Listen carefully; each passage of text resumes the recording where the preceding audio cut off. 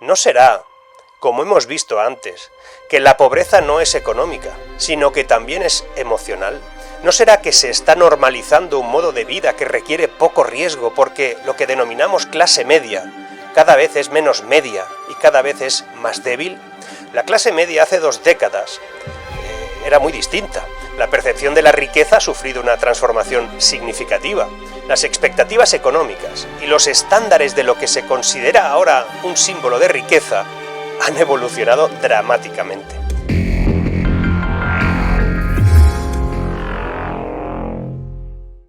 ¿Has oído hablar de un concepto económico denominado la enfermedad holandesa? Aunque es un fenómeno vinculado a los recursos naturales y a su explotación, se puede extrapolar a nuestro recurso natural, por excelencia, el turismo. Pues bien, la enfermedad holandesa se refiere a un fenómeno económico en el que el desarrollo de un sector económico, particularmente uno orientado a la explotación como los recursos naturales, lleva a un declive en otros sectores productivos de un país, como podría ser la manufactura o la propia industria. Este término se originó en los años 60 para describir la situación económica en los Países Bajos después del descubrimiento de grandes reservas de gas natural en el Mar del Norte, que afectó al resto de sectores, trasladó la mano de obra a ese sector, generó inflación, un declive en las exportaciones de otros sectores, afectó al empleo, redujo la inversión en otras industrias, la economía se volvió excesivamente dependiente de los ingresos del gas y la hizo más vulnerable. Nuestra enfermedad holandesa, entiéndase la referencia forzada aquí, fue un día el sector inmobiliario. Ahora empieza a ser también el turismo y sus industrias relacionadas, que por cierto no son pocas. Por ejemplo, sabemos que se está trasladando el empleo. El crecimiento anual del PIB español se alimenta en un 41% del crecimiento del turismo. Nuestra exportación es interna derivada del sector turístico, que poco a poco nos hace más vulnerables también al depender en exceso de un sector que además se puede ver muy afectado por cualquier cambio en el escenario internacional. Y ya sabemos cómo está la cosa a nivel internacional. Bueno, además, si sumamos turismo y servicios, el asunto en este país es ciertamente preocupante. Un país que quiere conquistar el futuro tiene que generar riqueza a través de una manera sostenible y en el tiempo. Por eso precisa abrazar la tecnología, la industria, la exportación de bienes. Una puntualización con respecto a nuestro modelo de exportación.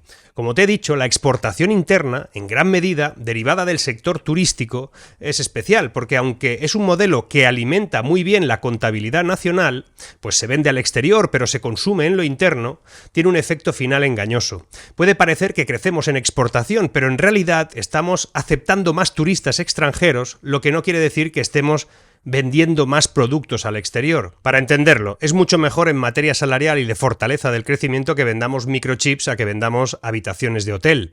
No digo que no sea bueno, digo que mejor vender que no hacerlo, pero las habitaciones son replicables en otros países de un modo relativamente fácil, pero la exportación tecnológica de valor añadido pues ya no lo es tanto.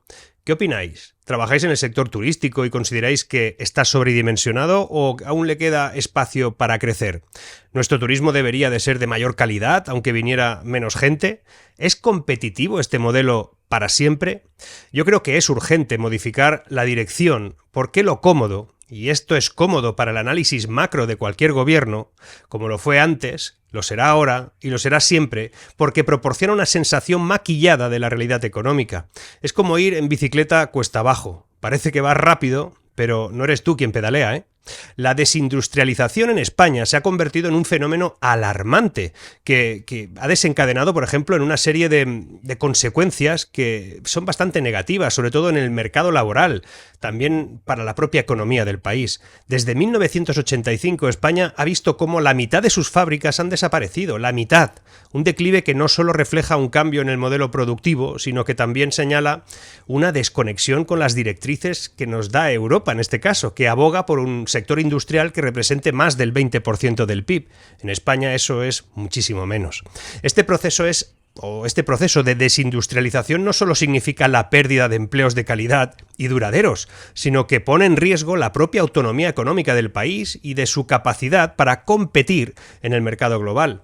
Y si no fuera por las noticias que vienen del desierto árabe, que abogan por invertir, comprar empresas españolas, la caída de la inversión extranjera en España sería tremenda. En gran medida todo esto explica una realidad objetiva. España es más pobre. Lo es porque, según Javier Elorza, diplomático y negociador del gobierno de Felipe González para la creación de los fondos de cohesión europeos, él es considerado uno de los padres, nuestro país vuelve a ser elegible para estas transferencias. Los fondos de cohesión permiten a los países de la Unión Europea, cuya renta per cápita sea inferior al 90% de la media europea, acceder a un dinero que se destina al equilibrio económico de toda Europa. Según este señor, actualmente España vuelve a ser un potencial beneficiario de esos fondos, por estar rondando el 86% de la media europea. Pero bueno, volvamos a la enfermedad holandesa. Es cierto que tuvimos una de estas con el pinchazo de la burbuja inmobiliaria, pero la diferencia con la que pudiéramos estar gestando con el turismo es que el sector de la construcción, ojo, aportaba salarios razonables en gran medida, ya que el mercado inmobiliario se revalorizaba a mucha velocidad. Esto no sucede con el turístico. Los salarios no crecen igual que la inflación, ni crecen en base a la capacidad de explotación del propio sector.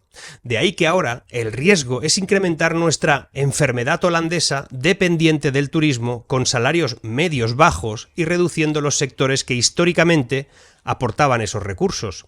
Eso incrementará la desigualdad más amplia, la que se denomina asalariados pobres, y no es sostenible eso en el tiempo, ¿eh? Un asalariado denominado pobre es una figura nueva técnicamente. Un asalariado pobre se refiere a una persona que, aunque trabaja y recibe un salario regular, sus ingresos no son suficientes para cubrir sus necesidades básicas y las de su propia familia, situándose bajo la línea de pobreza establecida en su país o región. Esta condición es también conocida como pobreza laboral. Igual eso explica por qué la tasa AROPE, el porcentaje de población en riesgo de pobreza o exclusión social, que es quien lo mide, situó en un 26,5% la población residente en España en 2023 en esa situación de pobreza.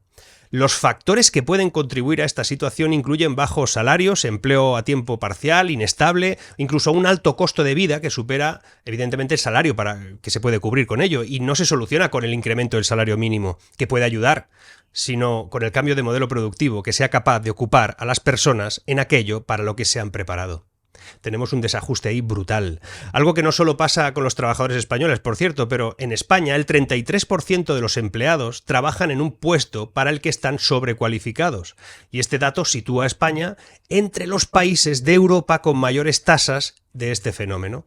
De los 12,5 millones de personas en España con estudios superiores, casi 5 millones ahora mismo están subempleados. Trabajan en algo muy inferior a lo que están preparados, lo que subraya la magnitud de este desperdicio de talento por culpa de no haber una estructura económica que lo pueda absorber. Como estamos en un sector, no potenciamos otros. La realidad de la sobrecualificación se extiende especialmente por diversos sectores, desde juristas que trabajan como repartidores o recepcionistas, hasta profesionales de enfermería que se emplean en tareas de limpieza o en supermercados.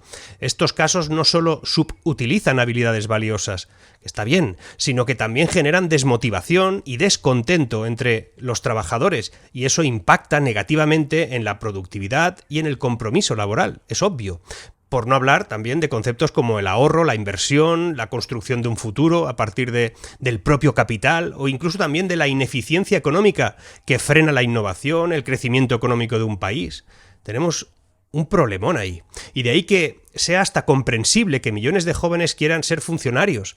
Digo que lo comprendo, no que lo comparta. Que la economía de un país resulte más atractiva en el sector público que en el productivo es una sentencia a fuego lento.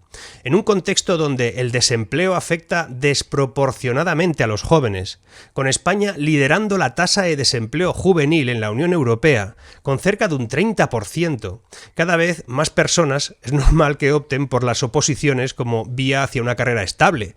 Según el Servicio Público de Empleo Estatal, el desempleo sigue golpeando fuertemente a los jóvenes de menos de 25 años, quienes representaron, ojo, el 86% de los nuevos desempleados el año pasado. Que se dice rápido. Un estudio que también realizó una empresa llamada Opositest revela un aumento significativo en el interés por las oposiciones, especialmente entre esos jóvenes. Pero es que uno de cada dos españoles ha opositado o planea hacerlo, impulsado por el incremento de las ofertas de empleo público, y los datos específicos indican que casi el 56% de los futuros opositores son jóvenes, con una presencia predominante de mujeres, que son 7 de cada 10 aspirantes en este grupo. La búsqueda de la estabilidad es una motivación clave para estos jóvenes. quienes ven, obviamente, pocas perspectivas en el sector privado. De los jóvenes que consideran opositar, ese 54% ya están desempleados y el otro 42% tienen estudios universitarios. Hay un 32% con formación de bachillerato. El problema es que la estabilidad de unos acabará siendo la ruina de otros. Es que todo eso se tiene que pagar o con impuestos o con deuda. Y si te preguntas cómo puede ser que un país que se ha convertido en esto sea factible, deberías de mirar al exterior. Aquí tenemos un 23% de empleados públicos sobre el total de trabajadores, pero la media europea es superior, un 24%, y en los países nórdicos supera el 30%. Se trata de una tendencia europea de la que no hay estudios que indiquen cómo afecta a la economía estrechar tanto el sector productivo. Aunque el empleo público es necesario, en un modelo social y económico como el que tenemos, no hay otra, me pregunto, yo por lo menos me lo pregunto, si es razonable que casi un tercio de una estructura laboral sea pública. ¿Eso es sostenible?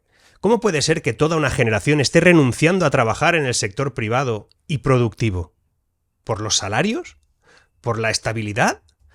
¿No será, como hemos visto antes, que la pobreza no es económica, sino que también es emocional? ¿No será que se está normalizando un modo de vida que requiere poco riesgo porque lo que denominamos clase media cada vez es menos media y cada vez es más débil? La clase media hace 2 décadas era muy distinta. La percepción de la riqueza ha sufrido una transformación significativa. Las expectativas económicas y los estándares de lo que se considera ahora un símbolo de riqueza han evolucionado dramáticamente. Lo que antes se veía como un signo de libertad económica moderada, por ejemplo, yo qué sé, salir con tu propio vehículo, pues ha cambiado a que ahora poseas un patinete eléctrico o alquiles un coche cuando lo necesitas. Detrás de la idea sostenible y equilibrada se esconde en realidad la incapacidad para tener tu propio coche. Hubo un tiempo que una familia media podía consumir aceite de primera prensada tipo gourmet, algo que se ha convertido ahora mismo en un lujo inasumible por gran parte de esa denominada clase media. Lo que muestra básicamente cómo incluso los productos básicos se han convertido en artículos premium. El ocio también ha visto algunos cambios. Hoy se considera un placer de clase alta pasarse la tarde en un McDonald's después de ver una peli. Era una época, la de entonces, en que se tenían 3 hijos antes de los 30 años. Ahora eso se vería como una locura o como un signo de estabilidad económica al alcance de muy pocos. Incluso te catalogarían ideológicamente. No hace mucho, independizarse de casa a los 20 y poco era lo razonable. Alquilabas donde podías, empezabas tu vida, si tenías pareja mejoraba las expectativas en cuanto a ubicación y amplitud. Ahora eso es muy raro. La media de edad en la que se va la gente de casa, de sus padres, es a los 30 años. Y se considera un éxito económico personal hacerlo.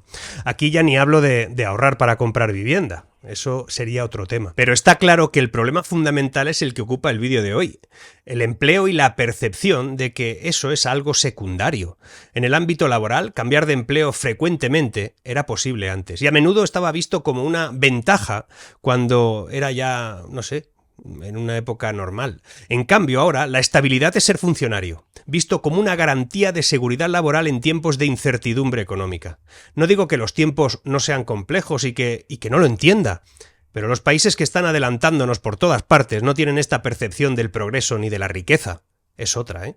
De ahí que la definición de riqueza en España ha sido influenciada no solo por los factores económicos, sino también por un cambio cultural en la valoración de lo que constituye un estilo de vida acomodado y exitoso.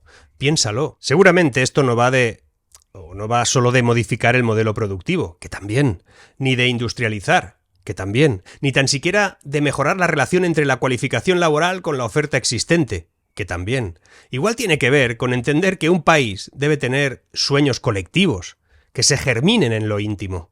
Para que haya una revolución laboral, antes debe producirse una revolución íntima. ¿Por qué va a haber una gran revolución laboral? Te lo adelanto, es cuestión de tiempo. El problema es que habrá países que la van a desestimar y que perderán el tren del futuro.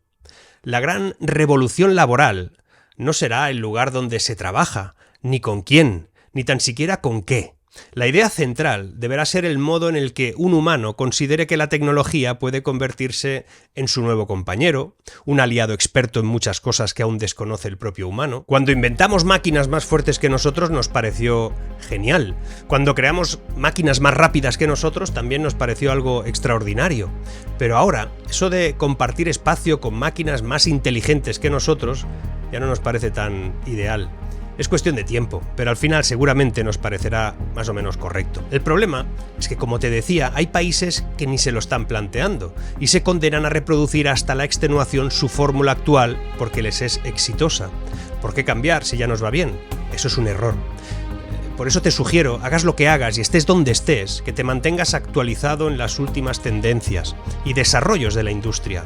Asiste a eventos, conferencias, lee artículos, libros, realiza cursos de todo tipo, online, presenciales, tú verás.